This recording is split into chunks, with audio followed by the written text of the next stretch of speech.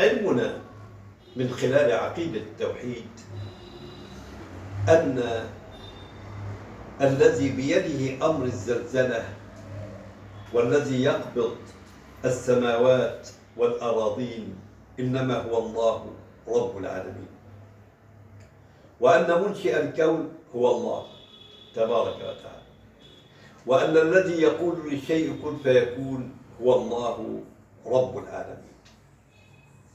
إنما قولنا لشيء إذا أردناه أن نقول له كن فيكون.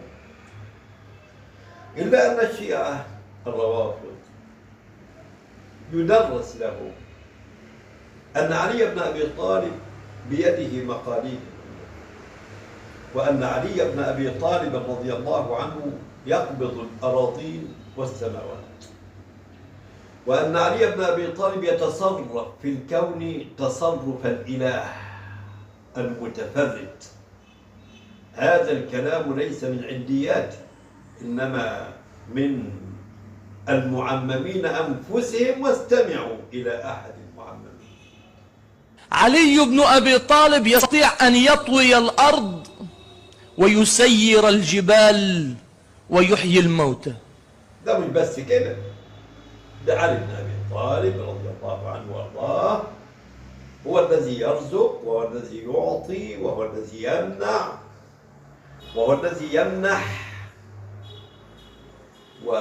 والله عز وجل جعل الرزق من صفاته، وما بكم من نعمة فمن الله، وما خلقت الجن والإنس إلا ليعبدون.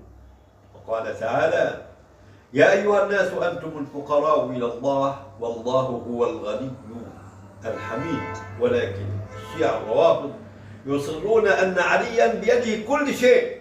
نستمع إلى هذا المعمم. أنا أعتقد بأن علي عنده القدرة على الإحياء والإماتة والرزق، عنده قدرة على كل ما يمكن أن يعطيه الله لا أقول إلا ما قاله النبي عليه الصلاة والسلام وهو في الطائف اللهم اهد قومي فإنهم لا يعلم.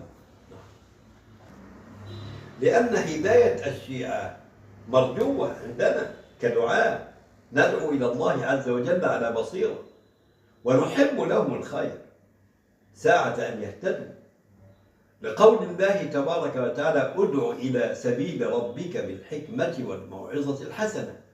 ولا يجوز أن نحجب دعوتنا عن أحد مهما كان هذا، كان رافضيا، كان شيوعيا، كان يهوديا، كان نصرانيا، لقوله عليه الصلاة والسلام لئن يهدي الله بك رجلا واحدا خير لك من حمر النعم.